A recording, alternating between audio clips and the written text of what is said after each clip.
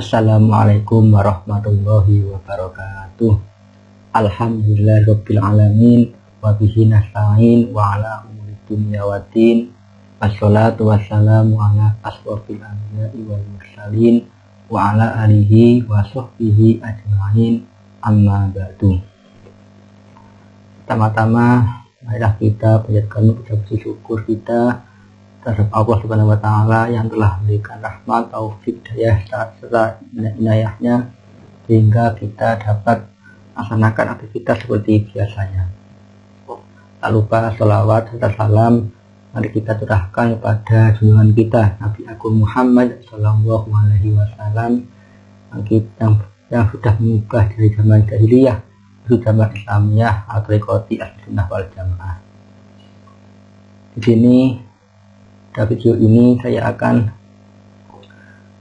meresensi sebuah buku, yaitu buku filsafat pendidikan Islam dalam rangka menulis tugas mata kuliah filsafat pendidikan.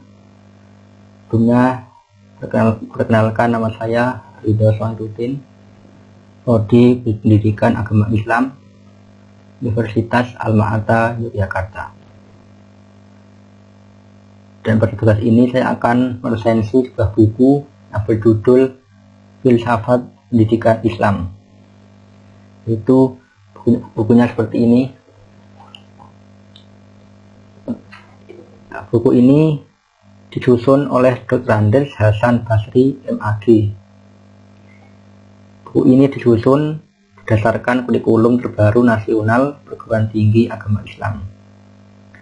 Untuk pengantar yaitu Profesor Dr. Haji Ahmad Tafsir, Guru Besar Filsafat Pendidikan Islam UIN Sunan Gunung Jati, Bandung. Buku ini dicetak oleh cetakan pertama yaitu 2009 oleh TV Pustaka Setia. Dan untuk cetakan yang kedua yaitu April 2014.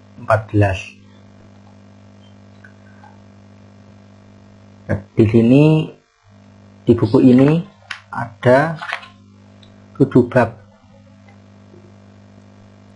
Meskipun itu buku ini tetap berkualitas dan sangat lengkap karena keterangannya juga begitu banyak. Yang pertama yaitu kita akan membedah bab 1 sampai bab 7. Bab 1 ini di sini yaitu pengertian dan ruang lingkup filsafat pendidikan Islam. Nah, di bab 1 ini ada pengertian filsafat pendidikan Islam.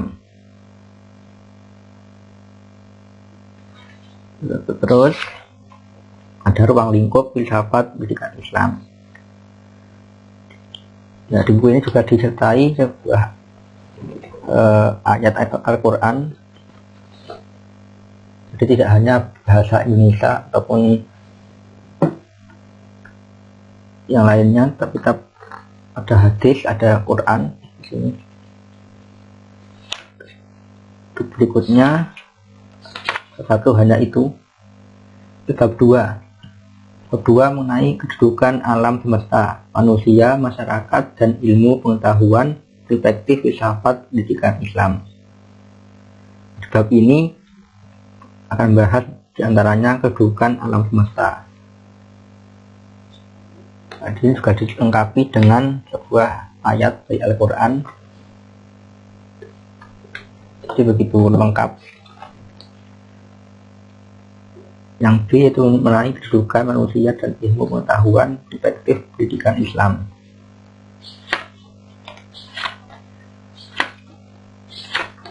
Katanya sangat banyak. Di buku ini begitu lengkap. Yang ketiga itu membahas kedudukan masyarakat dalam filsafat pendidikan Islam. Nah, itu bab 2. Mulai bab ketiga di sini yaitu berjudul Hakikat Pendidikan dan Etika Keilmuan. Mencakup yaitu pengertian pendidikan. Jadi pendidikan berasal dari kata didik, artinya binanya lengkap sekali. ada dari cara terminologis, secara umum, istilah gitu. Yang kedua ada hakikat pendidikan. Ini juga membahas tentunya apa arti hakikat pendidikan, bagaimana pendidikan dilaksanakan, untuk apa pendidikan dilaksanakan itu. Yang ketiga C yaitu hakikat pendidikan. Ini juga ada pendekatan-pendekatan menurut Saiful Bahri Jamarah. Ya, ini ada pendekatan individual, pendekatan kelompok, pendekatan bervariasi, pendekatan edukatif. Ini juga disertai dengan hadis maupun ayat Al-Quran, hanya sebagai pendukung dari yang dikaji. Tangannya sangat banyak, itu lengkap ini. Berikutnya itu D, hakikat anak didik. Nah, di sini juga begitu penjelasannya begitu jelas, banyak.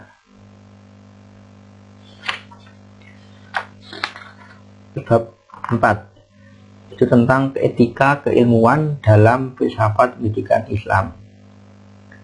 Nah, di sini di bab 4 ini membahas diantaranya etika pragmatis dalam pendidikan Islam. Yang kedua ada positivisme dalam etika keilmuan. Yang ketiga ada etika keilmuan pada zaman Renaissance dan humanisme.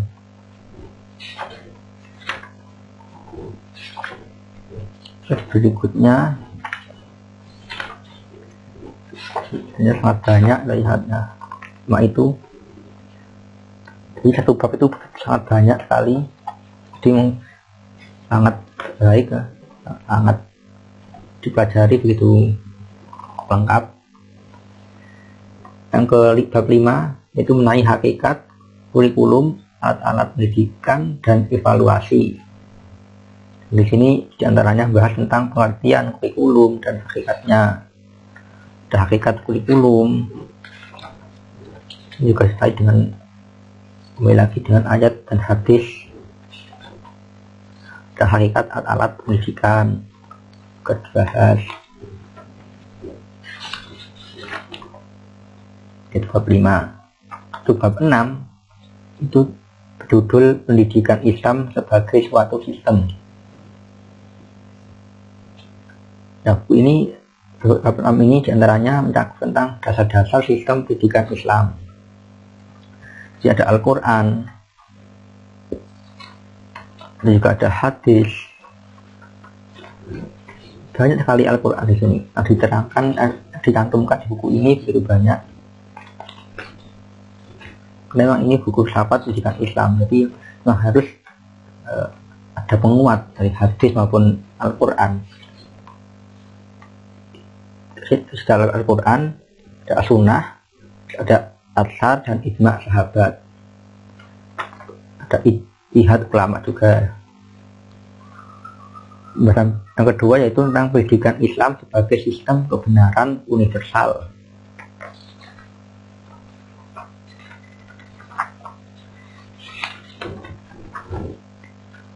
Yang ketiga itu tujuan sistemik pendidikan Islam. Ini juga diterangkan begitu banyak tujuan.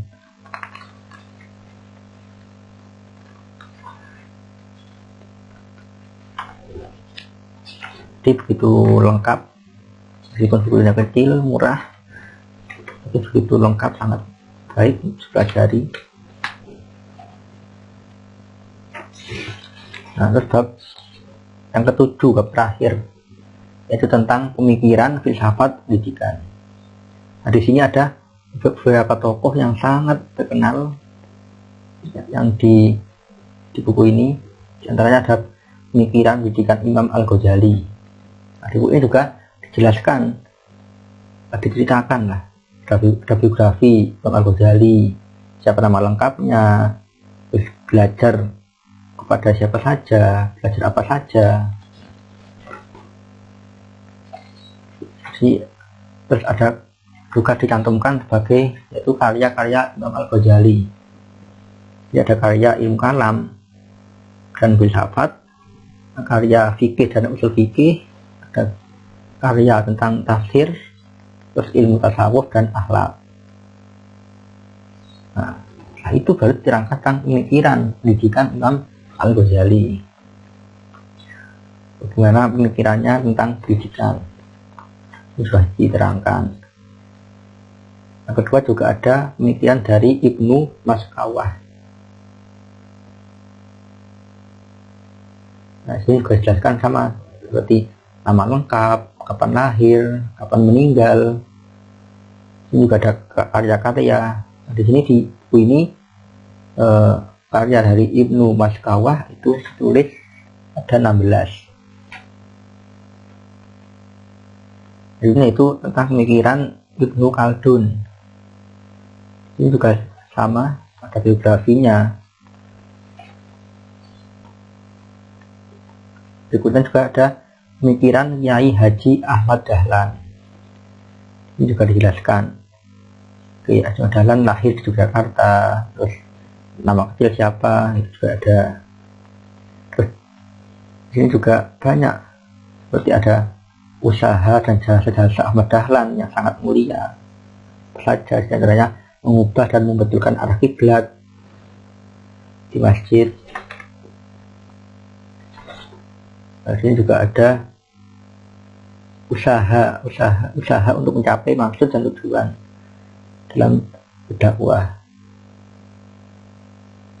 Di sini juga ada pemikiran dari Rahmah El Yunusiyah. Sama seperti tadi, itu ada nama lengkap, terus kita biografi lah, itu ada semua di sini. Terus pemikirannya tentang pendidikan seperti apa juga ada. Terus pemikiran Abdul Halim Iskandar, itu juga seperti tadi. Ada tokoh-tokoh yang sangat baik. Ini saya mencoba membaca sedikit mengenai tentang pemikiran atau biografi itu pendidikan Imam Al-Ghazali. Pertama biografi. Di sini di buku ini dituliskan yaitu nama lengkap Al-Ghazali ialah Abu Hamid Muhammad bin Muhammad Al-Ghazali At-Tusi. Ia adalah orang Persia asli. Dilahirkan pada tahun 450 Hijriah atau 1068 Masehi di Tusi yang sekarang dekat Mashhad, sebuah kota kecil di Khorasan sekarang adalah Iran. Ia lahir pada tahun ketiga setelah kaum Saljuk mengambil alih kekuasaan di Baghdad. Nama Al-Ghazali terkadang ditulis dan diucapkan dengan kata Al-Ghazali dua huruf yad.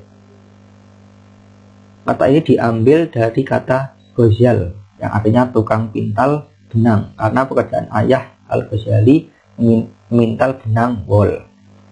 Nah, adapun kata Al-Ghazali satu huruf yad diambil dari kata Ghazalah, yaitu nama perkampungan tempat Al-Ghazali dilahirkan. Nah, Al-Ghazali ini belajar ilmu fikih dari Abu Hamid Ahmad ibnu Muhammad At-Tusi Ar-Rajkani. Lalu berangkat ke daerah Jurjah, berguru pada Abi Al-Qasim Ismail. Kemudian ia melakukan perjalanan ke Naisabur dan tinggal di madrasah Nizamiyah pimpinan Al-Haramain Al-Juwaini. Nah, pada waktu itu Naisabur dan Khorasan merupakan salah satu pusat ilmu pengetahuan yang terkenal di dunia Islam. Kemudian ia menjadi murid Imam Al-Haramain Al-Juwaini, guru besar di madrasah Al-Jamiyah Naisabur. Nah, di antara pelajaran yang diberikan di sekolah ini adalah antara lain teologi, fikih, usul fikih, filsafat, logika, dan sufisme. Antara itu, dan masih banyak lagi sini tentang biografi yang lain. Satu karya karya Imam Al-Ghazali, yaitu lebih kurang atau mencapai lebih kurang 300 buah karya. Nah, beliau sudah mulai mengarang buku pada usia 25 tahun ketika masih berada di Naisabur. Nah, di antara kitab-kitab di sini Imam Al-Ghazali mengarang kitab tentang ilmu kalam dan filsafat yang diberi judul diantaranya di sini ada 19. Yang pertama ada Maqasid al-Falasifah, yang kedua Tahafut al-Falasifah, yang ketiga Al-Iqtisad fi al-I'tiqad, yang keempat Al-Munqidh min Abdul Dalal, yang kelima Maqasid Asma fi al-Ma'ni Asma al-Husna, yang keenam Faisal al-Tasrifat Fitos al-Mustaqim. Banyak lagi. Terus karangan tentang fikih dan usul fikih di sini dituliskan ada 8. Di antaranya Al-Basid, Al-Wasid, Al-Wajiz, Al-Qulasab, Al-Muktasar, Al-Mutasfa, Al-Makhul, Sifat Al-Ali, Al-Qiyas wal Ta'lim, Al-Jariyah, Al-Makarim, Al-Zariyah. Di antaranya kitab tafsir. Ini ada 2, yaitu Yaqul Al-Ta'wil fi Tafsir Al-Tanzil, terus Jawahir Al-Quran. Nah, terus di sini juga ada ilmu tasawuf dan akhlak. Di sini ada 19 kitab.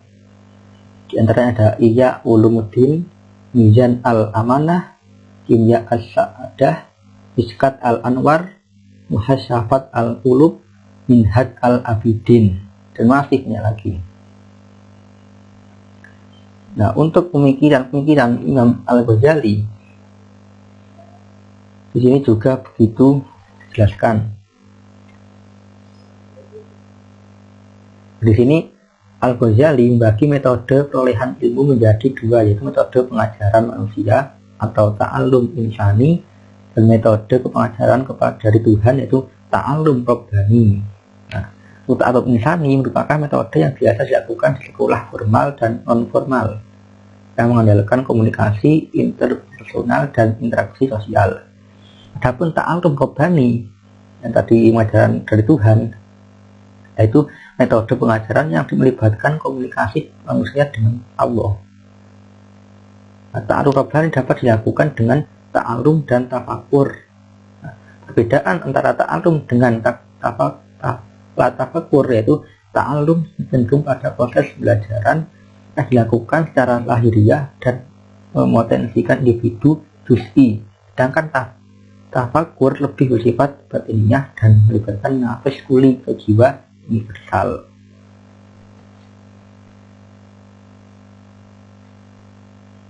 Nah, terus di sini ada beberapa metode dari Imam Syafi'i, dari Imam Ghazali.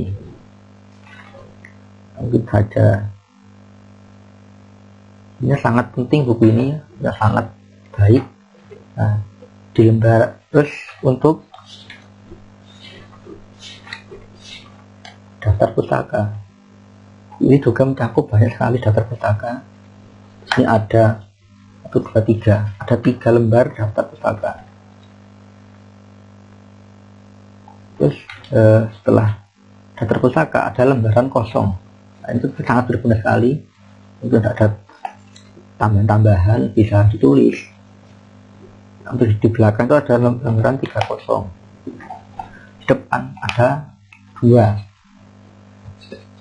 lembar kosong. Ini bisa untuk menambah apa yang belum ada di buku ini. Ya, mungkin itu saja yang bisa saya sampaikan. Mudah-mudahan ada manfaatnya. Ada kesalahan, mohon maaf sebesar-besarnya. Wassalamualaikum warahmatullahi wabarakatuh.